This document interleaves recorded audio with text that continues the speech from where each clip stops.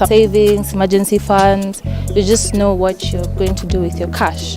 Money is the first word that comes to mind, of course. So what I'd say financial education is, how do you get the money and what do you do with the money? Talks about money, like talks on how to budget, how to invest and save, talks on pension planning and stuff like that. I would say yes, I do have habits that I have put in place, structures that I've put in place to help me ensure that I have good financial health. I started a food business that is currently doing very well. So I'd say, apart from spending money, I also just research ways to invest money. Okay, I'm a graphic designer. So the money I get from my hustle, I use some of it to invest in the hustle, and then some of it I save, and then some of it I use for my upkeep. There's so much that you can do with the little money that you got. I save and I spend. Those are the two main things. I haven't gotten a chance to really invest. Work on just investing in my future. I'll know better ways of actually making use of Multidisciplinary. I can't say I'm the best when it comes to spending money. And one mistake I see people doing is saying that they'll wait till they get good money so that they can start investing and they can start saving. Every young person needs this. In the world we are moving to, you need to learn how to save, how to let your money work for you. It was exciting to learn that I can actually narrow down to what I should have, what I must have, what I have that I don't really need to use. There are things that maybe end up wasting my money for no reason. So I think... Don't think we are talking Mushene. We are not talking Mushene. We are talking business. Thank you. Yes. Good morning. I would like to say that I've had one of the best experiences at Lukenya University.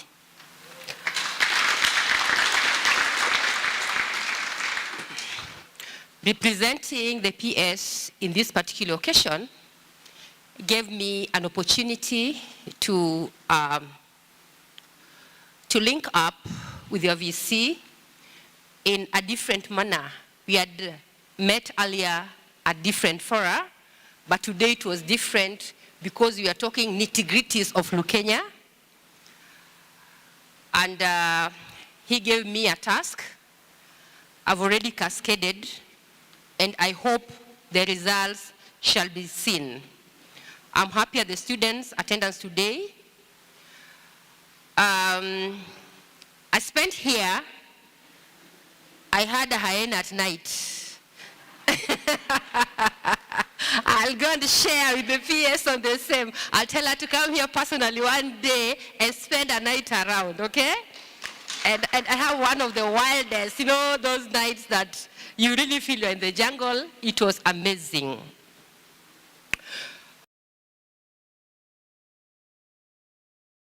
How you invest it, how you budget it, how you put some money aside, a savings, emergency funds.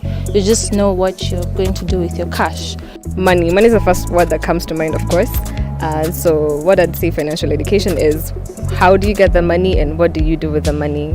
Talks about money, like talks on how to budget, how to invest and save, talks on pension planning and stuff like that.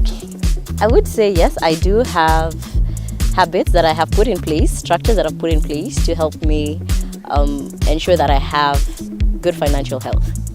I started a food business that is currently doing very well. So I'd say, apart from spending money, I also just research ways to invest money. Okay, I'm a graphic designer.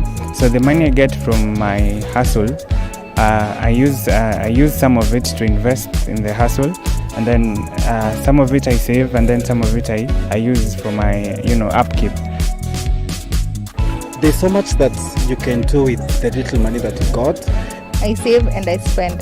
Those are the two main things. I haven't gotten a chance to really invest. Work on stage.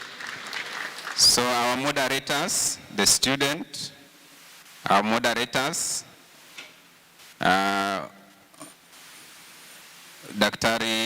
Caroline, what you'll realize about Lukenya University, as the faculty, we don't run the program.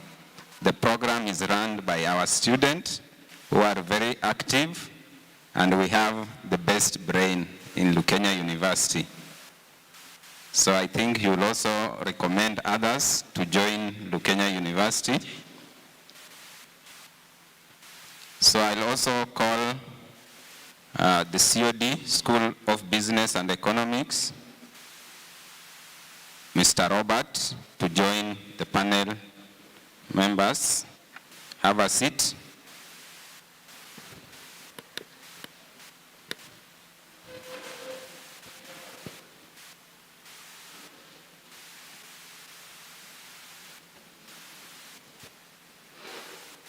So because we belong to the School of Business and Economic, I'll promise the Vice Chancellor that the School of Business is standing tall, and Lukenya University is going to lead as an example, and will have the highest number of students in this university. Thank you very much.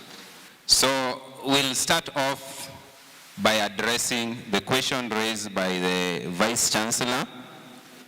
So maybe the panel members, before we do that, we can introduce our guests.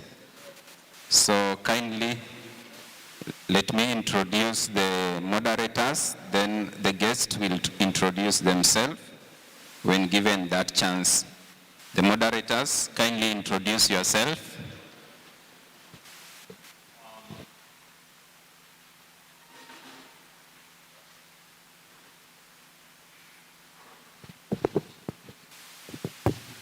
Hello. Hi everyone. I hope everyone is doing good. My name is Joshua Munga, and I'm glad to be a moderator today. I hope you sit down, grab your notebook, and please stay keen, because money issues are very important. Thank you.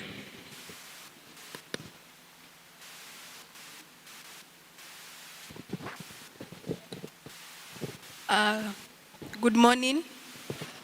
I'm Catherine. It's an honor to be here, and I hope we'll have a nice engagement. All protocols observed. Good morning. My name is Arkan Ibrahim Isak. I'm pursuing Bachelor of Science in Information Technology. I want to invite our guest, and I hope we have a good time in Lukenya. Thank you.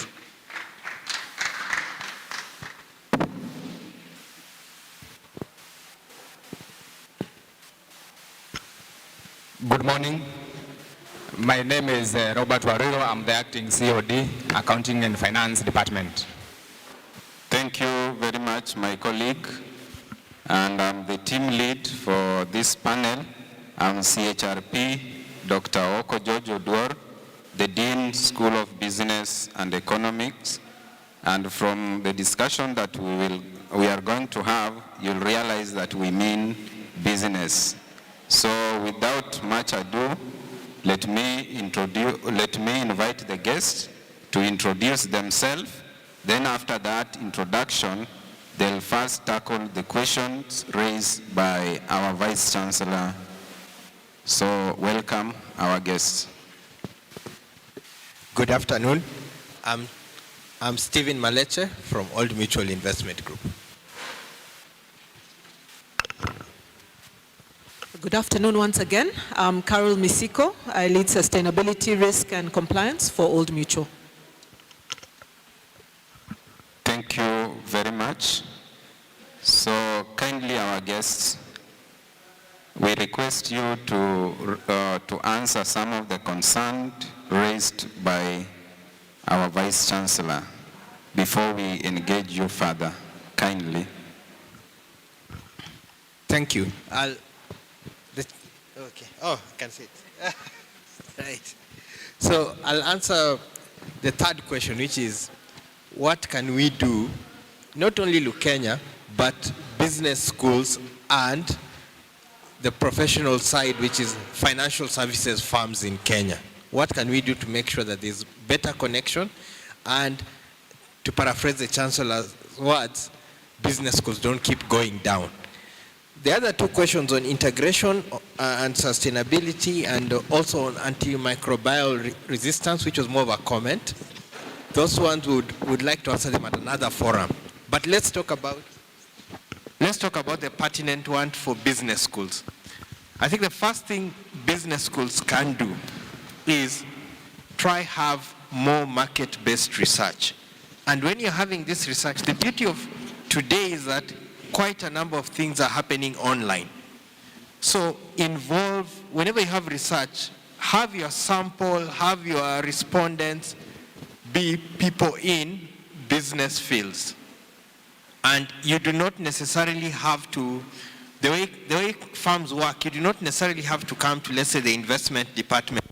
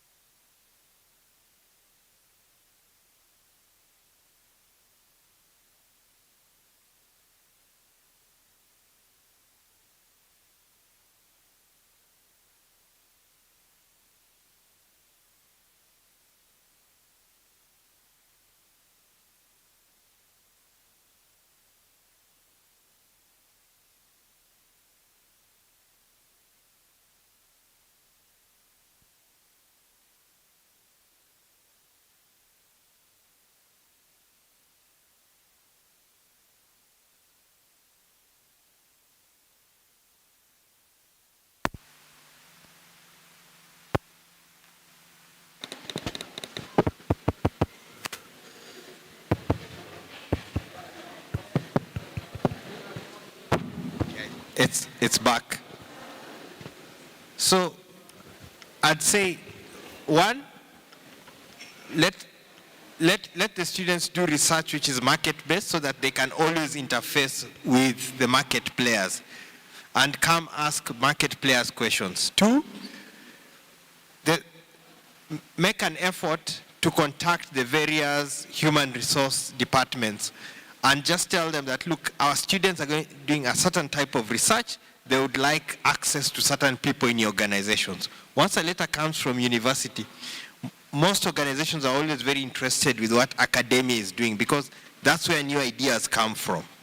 In the professional field, people are working on ideas of yesterday, not of tomorrow and of today. So that's what I would say is the most crucial thing. And then the third one, which tends to be hard because opportunities are few, always just say that our students are about to go on internship. We have the following students. You never know. Once in a while, somebody might say, let's just pick these students and see what happens. So it's constant communication. That's what I'd say business schools should do, which fell off in the last few years because up to around 2017, the economy was booming. So people had lots of opportunities. Yeah. Thank you very much. Caro? Bonavisi, it was very exciting to see that you're also having a lot of programs that will add value to the medical, and therefore we will benefit from some of the research that you're doing. Just to support what Stephen is saying, I think as business, we will consume outputs that come from the university. So that nexus of the information, the research, the innovation that comes from the universities is of direct benefit to us. Secondly, as I mentioned, we have a huge medical business, and a lot of these new outbreaks catch us by surprise. If we can, again, be in constant communication where you're able to inform us of new insights that you have, new diseases that are coming out or being developed or outbreaks, then it's something that we can consume. And that collaboration, that convergence becomes tighter.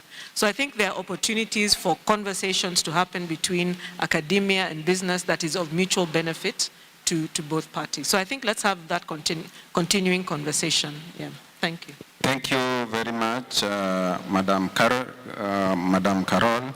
for those nice sentiments. We are very grateful to have the All Mutual team. And again, we thank you for sponsoring our event to a tune of 150,000 plus. So today we are going to engage you as far as business is concerned. And when you made the presentation, in fact, the audience were wondering, are you from the industry or you are from the academia? Maybe we may also request you to join us in academia. You made very wonderful presentation. And maybe in your interrogation during this, you may tell us whether you wish to cross over to the academia. We really need your input. So thank you very much. So I'll invite the panel members, our student, to start off this session. Welcome, Joshua. Thank you. So my first question goes to Mr. Maleche and investments. So students, stay keen. For a student interested in investing in the global market, does Old Mutual have systems in place to facilitate it? And how much does a student have to access that service?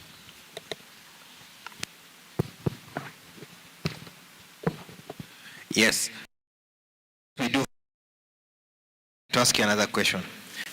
Markets, you want to buy shares?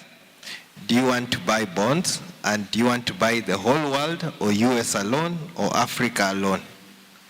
Shares, especially in American companies. All right. So we have systems, and we would get you via funds. So at present, we do have that, but our threshold is high in terms of what you would have to put in for the funds. But we do have, you can also come see us, and we can guide you on how to set up a portfolio. You could also buy the equity fund, which gives you global exposure. So there are three things you can do. One, you can come and we direct you to global funds that will give you exposure to US shares specifically. And the best way to do it is via exchange-traded products. So that is the most efficient way. The second thing, you can buy the equity, Old Mutual equity fund. The third thing, we can have a chart. There are brokers, CMA registered, who would give you access to just single shares. So if you said you want to buy just, let's say, Amazon or Nvidia or Tesla, you could buy that single shares. So we can have a conversation. There are three ways of doing it. Thank you very much. Let me invite another panel member. Hello. To Carol, how are you? You look really well. Today you're very beautiful. Your dress is very nice. So you've talked on issues on sustainability. I would like to ask, what role does sustainability play in Old Mutual in regards to decision making? That is an excellent question. What role does sustainability play in decision making? Sustainability, for it to be meaningful, has to be at the very heart of decision making. When I mentioned sustainable business practices, I said, number one, do no harm to people, do no harm to society, add value to your shareholders. So every time you're making a decision, big or small, Maleche comes and says there's a huge investment opportunity in X company or in X region. The first question we need to ask ourselves is, will it cause any harm where we are going? Is it going to harm the environment? Or is it going to add value? And is it going to add value? And if it meets those three criteria, then that is a considered investment that we can consider. If we decide we are going to take a certain course of action, those three things have to be at the very core of that decision making. So I think as Old Mutual has been growing over the years, more and more those questions are becoming central to every decision making. Is there opportunity for growth? There always is. There are always trade-offs. There are always opportunities to improve. But I think more and more it is becoming at the very center of decision making. Thank you very much for the opportunity. My question goes to Madam Caroline, and these are the questions from the audience. They are asking, do Old Mutual have a package for medical covers? And please expound on the medical insurance. How much is your premium per annum? And which hospitals and pharmacies do you recommend? Thank you. Again, what an excellent question and a very specific question. So at Old Mutual, like I said, we do have the largest health insurance business. And what we realize is that not everybody is the same. Not everybody's needs are the same. Not everybody's pocket is the same. And so rather than speak in generalities, I would say, come and speak to us. What is your need? Where is your family located? What is the size of your family? What kind of cover do you need? Do you have special needs? Do you have young children? Do you have older parents? What kind of company are you working for, or what institution are you backing? And we can tailor something for you. Yes, we have standard products, but we also have specialized products. We also realize that medical care can be accessed through many different means that is much more pocket-friendly. So just recently we launched a Pharmacy First initiative.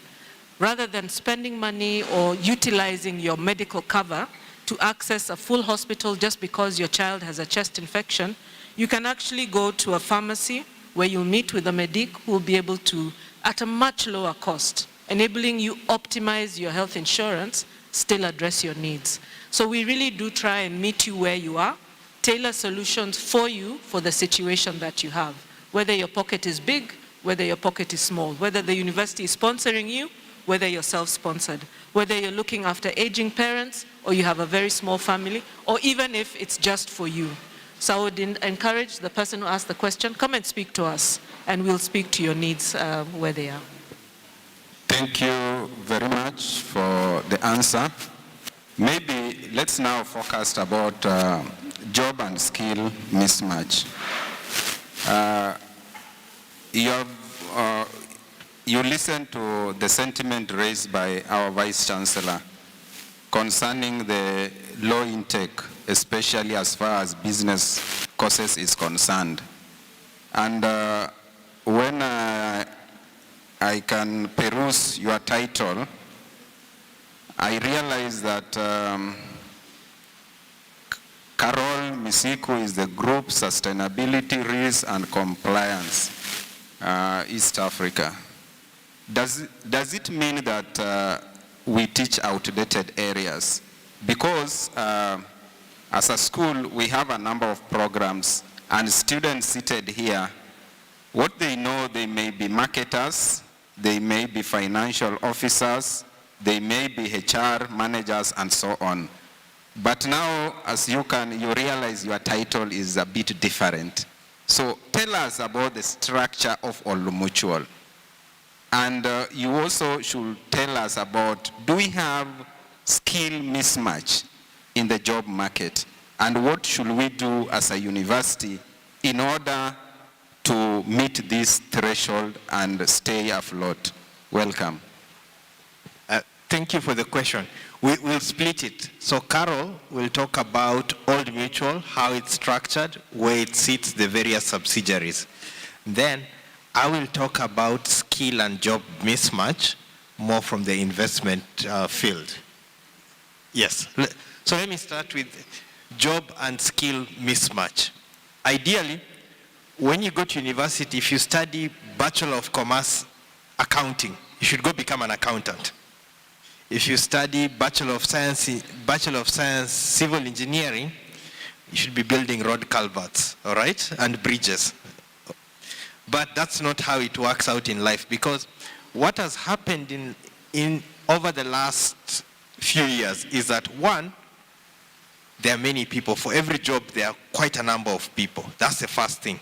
The second thing, because there are many people, at some point, in order to get the quotas for people to be employed, employers across the world then had higher cutoff thresholds. So in essence, jobs that could be done by diploma holders now had a cutoff for a degree. So that's what happened, maybe call it from mid-90s up to around 2010, 2015. Post that, then employers realize that, hang on, we are employing overskilled people for underskilled jobs because job satisfaction becomes an issue. Post that they realize, then let's now right skill jobs and academic requirements. So if a job is for a degree holder, then let's get a degree holder. If a job is for a diploma holder, let's get a diploma holder. And let's not worry about whether we will shortlist or underlist. We'll just get the right person at that right skill set. So that is what has happened roughly about jobs and skills. And I'm talking almost like a layman because I'm more on the investment field than on the human capital field, employing and sorting out who to come in and who to go out. Now, that's the environment. Now go to the third thing, job and skills mismatch. So skills are what you know. Part of your skills are academic skills. You're taught to do something. If you're an accountant, you are taught how to balance books. You're taught debit and credit, how banks work, how the financial systems work. But then after that, you do need certain skills, communication skills. You need to be able to write a report and people read it. And nowadays you also need to be able to talk and convince people and also to listen to what they are saying. So communication skills. So that is a skill which helps. Now, when you come down, and I'm going to talk in a very narrow field in the much smaller department I work. When Carol tells you where I work is a much smaller department of the old mutual. So we work in the investment field. So what do? We do three things. We get funds from people, whether they are pension funds, the money insurance collects or individuals bring in.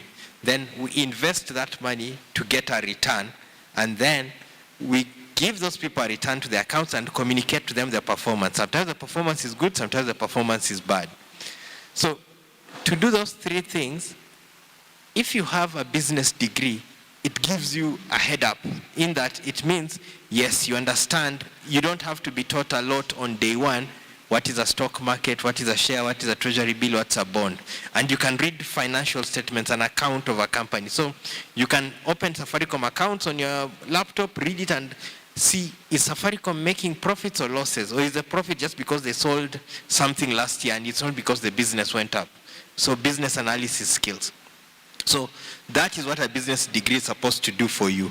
Now what we are finding is a lot of people have the business degree, but they don't have the interest. Right? So remember going back to you see before, because the numbers of people are not too high, even if you found somebody with a finance degree without an interest, you will train them and go through it. But what happens now, you have a finance degree graduate in front of you. You ask them, so you want to work in finance? Which share would you buy on Nairobi Stock Exchange? They have no idea which share they would buy on Nairobi Stock Exchange. You ask them, what's up with the government interest rate? Is it going up, down? They have no idea. That's general interest. So that's where the mismatch is. The academic skills are there. That's perfect. People have first class, upper, second, right? But the interest is not there. So if somebody walked into the room with a bachelor, and I'm giving an extreme example, bachelor of music, but they have an interest in the stock market and in the finance. They watch the YouTube, they watch the business news, they read the newspaper. You ask them, which share would you buy? They say, I'd buy Safaricom. I like it, it's growing, it's going into Ethiopia. You ask them, what do you think about the finance bill? I think interest rates will go up because government is going to struggle to look for money. But what do they have? Bachelors of music. All right? You see, initially, they have the skills. They don't have the academic background, but they have the skills. And they can communicate. And in investments, you communicate two things. It's a bit like medicine. The only thing is that unlike medicine, medicine, all their mistakes are in the morgue. In business, all your mistakes are in your account. So in business, sometimes performance is good. You have to tell people, we've doubled your money. All right? Or you have to go tell people, you gave us 1 shilling, and now it's 10% less. So you have to have the skills to communicate and the honesty. Because we're also looking for honest people who can tell us very quickly, this is good, this is right, this is wrong. I mean, Carol are the people who oversee us. So Carol will call me and ask me, how are things going? I can't tell her, I think it's good. I'll tell her, this is good, this is bad, regardless of the consequences. So that's skill mismatch. But the last thing I'd tell you is, regardless of the field you're in academically, we live in an exciting time. If you're interested in anything, do this. Do two things. And if you do it, whichever field you're in, you'll go to the top. Whenever you see a conference happening in the field you're interested in, so you'll hear there's an open RBA day. Fund managers are coming to talk to people, and nowadays they go all over the country. Whether they go to, whether they come to Taveta, whether they're in Nairobi or wherever, whenever you can go attend those conferences because you're interested in going into the finance field. The people you'll keep meeting at those conferences, those are your future employers. Second thing, if you have interest in something, have a blog, write a blog. Say, I like X share, I think people should buy it. It may be correct, it may be wrong. But people who will read the blog will realize you actually think about these things. So I'll give you my personal example. I got into the investment field. I did a Bachelor of Commerce Accounting. Then I became a civil servant. I got into the investment field because I used to keep a blog where I'd write about what I like about shares and so on and so forth. When I went to the interview, they asked me, so what do you know about investment? I said, I've never worked in investment, but I keep a blog. Here it is. And that's it. Many decades later, still here. So that's one thing. Anything you want to do, then pursue items of interest around that. If there's a conference, attend it. If there's an event open to the public that you can go, do it. Drop a letter if you can. You may or may not get the internship, but the fact is, if you have interest in something and you pursue it, the universe works in a very interesting way. If you're interested in something and you keep doing it, it tends to attract like minds. Thank you. Let's clap for Steve. I think I can only agree with what Steve has said 100%, but I want to maybe latch on to a question you asked. Are we teaching the right things? And just to follow up on what he has said, I think we need to look at the research that has been put out there about the future of work. And ask yourself as academicians, are you